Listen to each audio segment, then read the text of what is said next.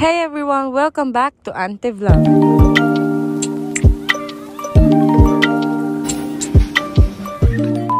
Itong mga nakaraan nga, lumuwas ko dyan ng Sariaya. Ito nga pala yung mga dala niya pa uwi. Nagbukas na ako ng suha kasi favorite ko talaga yun. Tapos pagpasok ko nga ng kwarto, ito namang si Ashi ko. Una, kala mo naman talaga kaya niya. Don't worry at hindi naman niya nakain yung isang buong bulog. Hinati ko yan syempre. Dahil bumabagyo na naman nga dito sa Pilipinas, my goodness.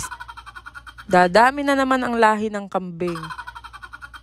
Pabugso-bugso pa nga tong ulan tapos ang lakas-lakas. Syempre ano pa bang magandang gawin pagka umuulan? 'Di ba? Kumain ng kumain. At dahil diyan magluluto tayo ngayon ng Spanish style sardines pasta. Yehey!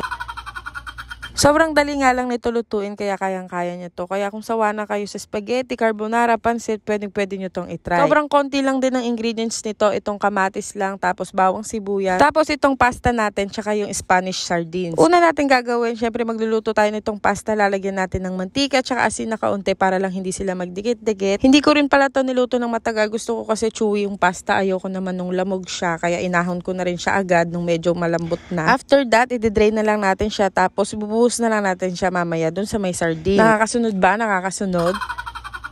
Ang feeling. Hay nako, dahil dyan mag-isa na tayo ng bawang sibuyas natin. Konti lang naman yung lulutuin ko, kaya konti lang tong ginigisa ko. Syempre, after natin mag-isa yung bawang sibuyas, lalagay na natin tong kamatis. Tapos, after nga ng kamatis, lalagay na rin natin tong sardines. Ayan, itong 555 Spanish style sardines. Kahit sa grocery, makikita nyo yan. Lagay na nga rin pala ako dyan ng mga konting pampalasa. Nagdagdag lang ako ng paminta, tapos konting asin. Tapos, nung satisfied na nga ako sa luto ng sardines, ibinuhos ko na nga tong mga pasta na to. Binibilisan ko na nga rin palang magluto dyan kasi nilalamok na ako. Hoy, bumili ng katol. Eto nga palang oil na binubuhos ko, galing to dun sa may sardines. Isineparate ko lang siya kanina nung binuksan ko. Huwag nyo gagamitin yung oil na pang prito ha. Ilagay nyo lang din yung oil ng mismong sardine. And there you have it everyone. Eto na nga pong ating Spanish style sardines pasta. Super easy recipe, kayang-kaya nyong lutuin. Pati yung mga ingredients hindi mahirap hanapin kasi kahit sa ang grocery store makikita nyo. Kung may extra money pa kayo, bili kayo ng cheese tapos ilagay nyo siya on top. Kasi masarap siya pag may cheese. Promise talaga. Pero kung ayaw nyo naman po, okay lang. Eh di wag. Nagalit. Huy, hindi makikipag-away for today's video. Syempre, habang kumakain ako, merong fast hand dyan. O, diba? Huling-huli ang ebidensya. Wala kang kawala, kitang-kita sa camera. Ano ba yan? Ashik ko.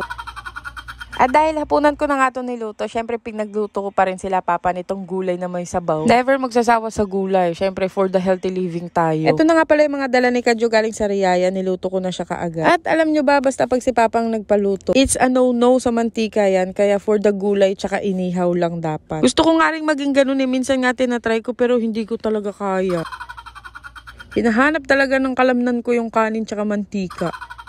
Pero hindi naman ako mapili kahit gulay naman kinakain ko. Kaya balance lang. Pwede na yun. At least may gulay, diba? Yun lang. Bye.